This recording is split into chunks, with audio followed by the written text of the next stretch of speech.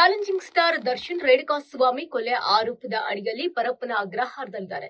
ಅವ್ರನ್ನ ಬಿಡಿಸ್ಕೊಂಡು ಬರ್ಲಿಕ್ಕೆ ಈಗಾಗಲೇ ಅವರ ಪತ್ನಿ ವಿಜಯಲಕ್ಷ್ಮಿ ಅವರು ಕೂಡ ಓಡಾಡ್ತಾ ಇದ್ದಾರೆ. ಜೊತೆಗೆ ಈ ಒಂದು ವಿಚಾರ ಸುಪ್ರೀಂ ಕೋರ್ಟ್ ನಲ್ಲಿರುವುದು ಕೂಡ ನಮ್ಮೆಲ್ಲರಿಗೂ ಗೊತ್ತೇ ಇದೆ. ಸೊ ಇದೆಲ್ಲದರ ನಡುವೆ ಮತ್ತೊಂದು ವಿಚಾರ ಏನಪ್ಪಾ ಅಂತಂದ್ರೆ, ಇದೇ ತಿಂಗಳು 21ನೇ ತಾರೀಕು ಅಂತಾರಾಷ್ಟ್ರೀಯ ಯೋಗ ದಿನಾಚರಣೆ ಇರೋದ್ರಿಂದ ಅಲ್ಲಿರುವಂತಹ ಎಲ್ಲಾ ಕೈದಿಗಳು ಕೂಡ ಆ ಒಂದು ಯೋಗ ದಿನಾಚರಣೆಯಲ್ಲಿ ಭಾಗಿಯಾಗಬೇಕು. ಬಟ್ ಇಲ್ಲಿ ದರ್ಶನ್ ಅವರು ಆಲ್ಮೋಸ್ಟ್ ಯಾವಾಗ್ಲೂ ಕೂಡ ದೇಹವನ್ನ ನಾವು ಫಿಟ್ ಆಗಿ ಇಟ್ಕೋಬೇಕು, ಹೆಲ್ತ್ ಕಡೆ ಗಮನ ಕೊಡ್ಬೇಕು. ದಿನದಲ್ಲಿ ಅವರು 2 ಗಂಟೆಗಳ ಕಾಲ ಆಲ್ಮೋಸ್ಟ್ ಅವರು ಜಿಮ್ ನಲ್ಲೇ ಟೈಮ್ ನ ಕಳೀತಾ ಇದ್ರು. ಆ ರೀತಿಯಾಗಿ ಅವರು ಒಂದು ಆರೋಗ್ಯಕ್ಕೆ ಪ್ರಿಫರೆನ್ಸ್ ಕೊಡ್ತಾ ಇದ್ರು. ಇಲ್ಲಿರುವಂತಹ ವಿಚಾರ ಏನಪ್ಪಾ ಅಂತಂದ್ರೆ, ಜೈಲಿನಲ್ಲಿರುವಂತಹ ದರ್ಶನ್ ಅವರು ಈ ಯೋಗ ಕಾರ್ಯಕ್ರಮದಲ್ಲಿ ಭಾಗಿಯಾಗ್ತಾರಾ? ನಿಜವಾಗ್ಲೂ ಕೂಡ ಜೈಲಿನಲ್ಲಿರುವ ಕೈದಿಗಳಿಗೆಲ್ಲರಿಗೂ ಕೂಡ ಒಂದಷ್ಟು ಮಾನಸಿಕವಾಗಿ ಅವರು ಕುಗ್ಗು ಹೋಗಿರ್ತಾರೆ.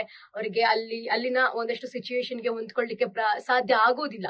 ಸೊ ಇಂತಹ ಸಿಚುವೇಶನ್ ಅಲ್ಲಿ ಯೋಗ ಆಗಿರಬಹುದು, ಮೆಡಿಟೇಷನ್ ಆಗಿರಬಹುದು, ನಮ್ಮ ಆರೋಗ್ಯಕ್ಕೆ ಬೇಕಾಗಿರುತ್ತೆ, ನಮ್ಮ ಮಾನಸಿಕ ಆರೋಗ್ಯಕ್ಕೂ ಕೂಡ ಬೇಕಾಗಿರುತ್ತೆ. ಸೊ ಇಂತಹ ಸನ್ನಿವೇಶದಲ್ಲಿ ಆ ರೀತಿಯಾದಂತಹ ಯೋಗ ಕ್ಲಾಸಸ್ ಗಳನ್ನ ನಾವು ಅಟೆಂಡ್ ಮಾಡೋದ್ರಿಂದ ನಮ್ಮ ಮಾನಸಿಕ ಆರೋಗ್ಯ ಕೂಡ ಸ್ಥೀಮಿತಕ್ಕೆ ಬರಬಹುದು ಅನ್ನೋದು ಇಲ್ಲಿ ವೈದ್ಯರ ಅಭಿಪ್ರಾಯ. ಇಲ್ಲಿರುವಂತಹ ಅಭಿಮಾನಿಗಳು ಹೇಳ್ತಿರುವಂತಹ ಪ್ರಕಾರ ನಮ್ಮ ಬಾಸ್ ಕೂಡ ಇದೇ ರೀತಿಯಾಗಿ ಯೋಗ ಕ್ಲಾಸಸ್ ಅನ್ನ ಅಟೆಂಡ್ ಮಾಡಿ, ಜೊತೆಗೆ ಆ ಒಂದು ದಿನಾಚರಣೆ ದಿನ ಪಾಲ್ಗೊಂಡ್ರೆ ಅವರ ಮಾನಸಿಕ ಆರೋಗ್ಯವು ಕೂಡ ಗಟ್ಟಿ ಆಗುತ್ತೆ, ಅವರು ಅಟೆಂಡ್ ಮಾಡಬೇಕು ಅನ್ನೋದು ಅಭಿಮಾನಿಗಳ ಒತ್ತಾಯ ಆಗಿದೆ. ಸೊ ವೇಟ್ ಮಾಡಿ ನೋಡೋಣ, ಇಲ್ಲಿ ದರ್ಶನ್ ಅವರು ಯೋಗ ಕಾರ್ಯಕ್ರಮದಲ್ಲಿ ಭಾಗಿಯಾಗ್ತಾರಾ ಅಂತ.